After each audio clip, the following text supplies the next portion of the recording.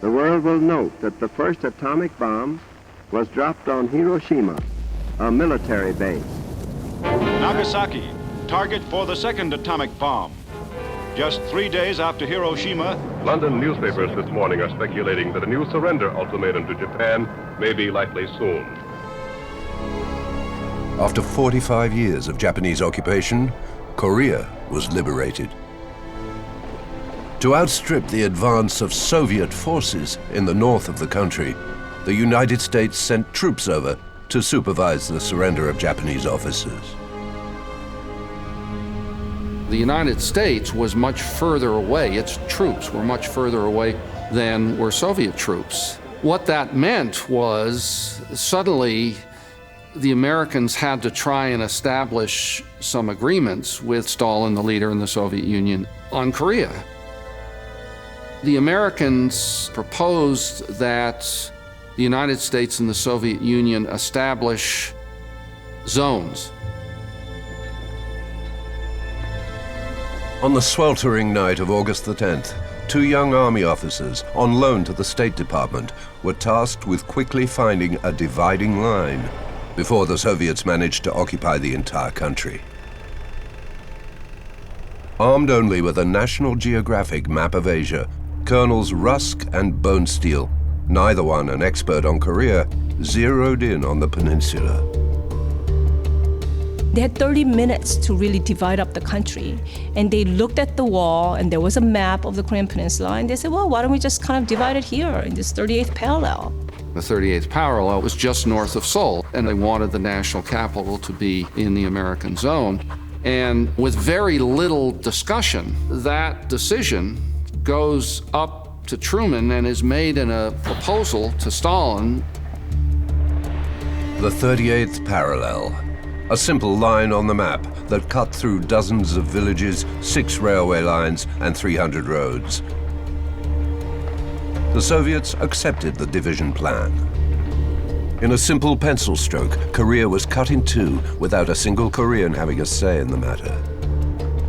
And so the 38th parallel becomes this temporary dividing line between northern and southern Korea. But the temporary dividing line congeals into effectively a permanent dividing line when the Soviet Union and the United States fall out. The Cold War intervened, and American troops didn't go home. At the end of the Second World War, the USA and the U.S.S.R. became the new masters of the world.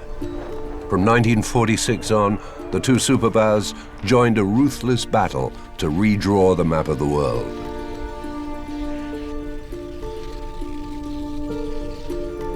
On the Soviet side, Joseph Stalin was trying by any means to extend his sphere of influence into Europe.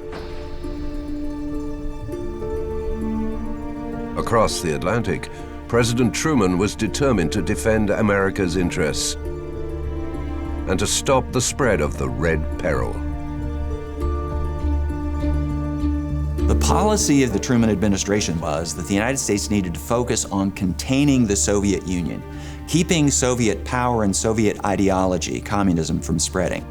It wasn't simply the tanks and troops of the Soviet Union. It was this ideology. It was the belief system of communism. For Stalin and Truman, the first rounds of the Cold War would be fought in Europe, and neither man was particularly interested in events on the faraway Korean peninsula. For U.S. strategic planners, Korea really didn't figure much in the picture at all. To the extent that we cared about Asia, U.S. strategic planners believed that the only power in Asia would continue to be Japan. But the end of the war had reshuffled the cards in the region. Now Korea, freed at last from half a century of Japanese occupation, would become the new battleground in the confrontation between the 2 blocs. So when they were liberated in '45, the Koreans thought this was the beginning of a bright, bright future for them, and that this division would end very quickly.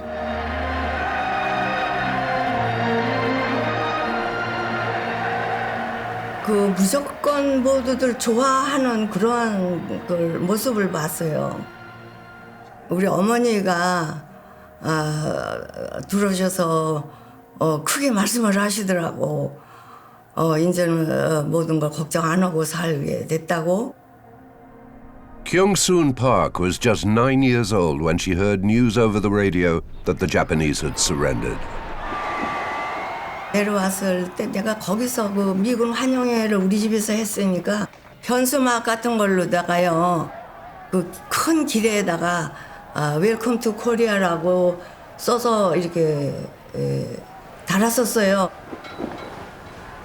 미군들을 내가 그때 본 것 같아요. 너무 믿음직스럽고 좀 안정감은 가졌었어요. There was celebration, relief that this period of Japanese rule was over, but there was a power vacuum that opened up. To fill this power vacuum, the Soviets and Americans backed their own leadership. To preside over South Korea, the Americans backed Syngman Rhee, an English-speaking, Princeton-educated Christian who had been lobbying the American government for the job throughout the war. Syngman Rhee haunted the halls of the State Department in Washington, hoping to be taken as the odds-on titular leader of post-war Korea. He had no faction in Korea. He had no base in Korea because he had been out of the country for 40 or 50 years. But he had a certain charisma. He had a great smile. Americans tended to think he was a kindly old gentleman, Uncle Syngman. But Rhee's kindly manner belied an unyielding thirst for power and a desire to unify the two Koreas at any cost. By 1948, Rhee was elected president.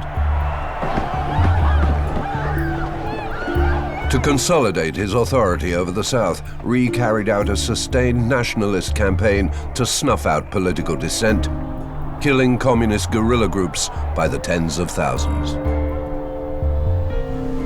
Rhee was an authoritarian, semi-thug with great contacts.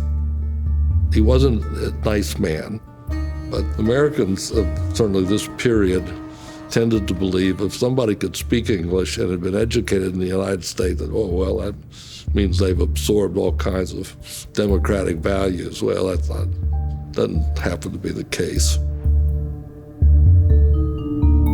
In North Korea, the Soviets hand-picked Kim Il-sung, a little-known Korean expatriate who had been radicalized by the Japanese occupation.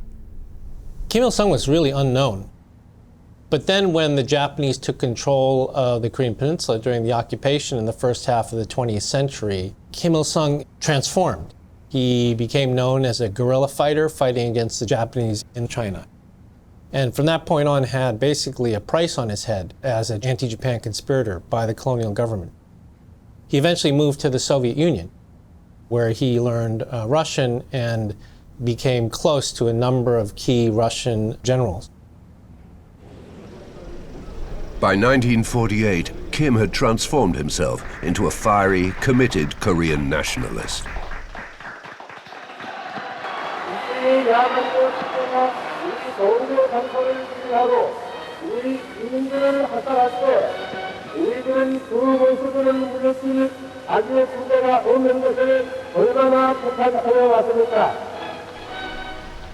Kim quickly solidified his power and amassed a formidable army.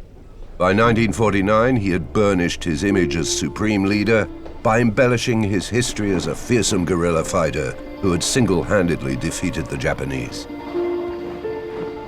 Idea was, our country has suffered for generations because we had no a great leader. And then great leader emerged. He liberated us from the Japanese occupation.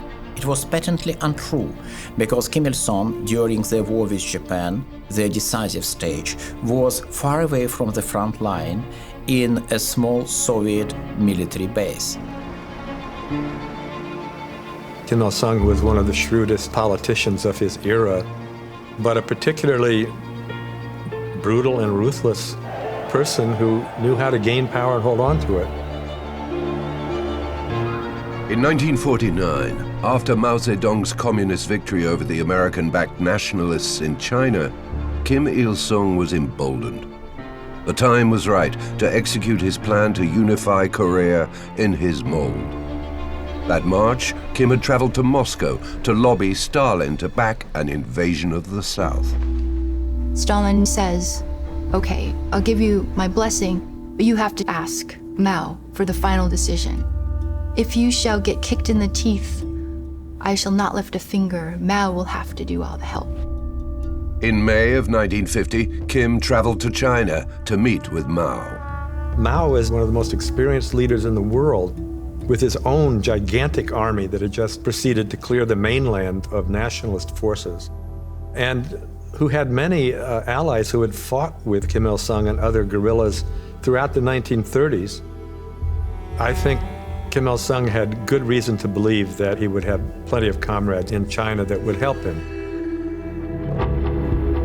By the summer of 1950, Kim Il-sung was prepared for an invasion of the South, assuring Mao that he would be greeted as a liberator and that he would take the peninsula in just a matter of days. News that communist troops have invaded southern Korea. Invading their fellow countrymen to the south to bring another international crisis to the already long-suffering world.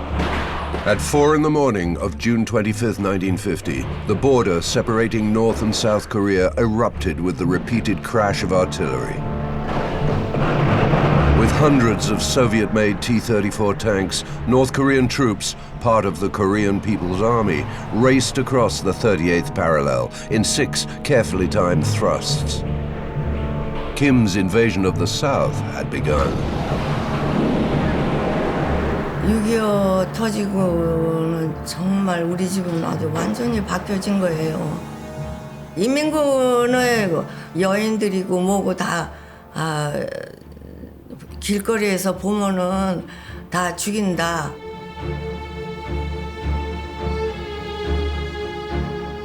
그렇게 해서 불안감이 굉장했어요.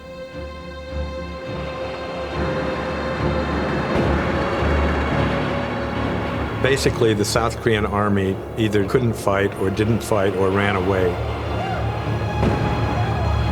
The North Koreans were in Seoul in 3 days. Some South Korean men who didn't escape were forced into hiding rather than face conscription into the Communist Army. Others were put on trial in town squares, in what were known as people's courts, where men were publicly shamed for not pledging allegiance to the party. Beatings, kidnappings, and executions were routine.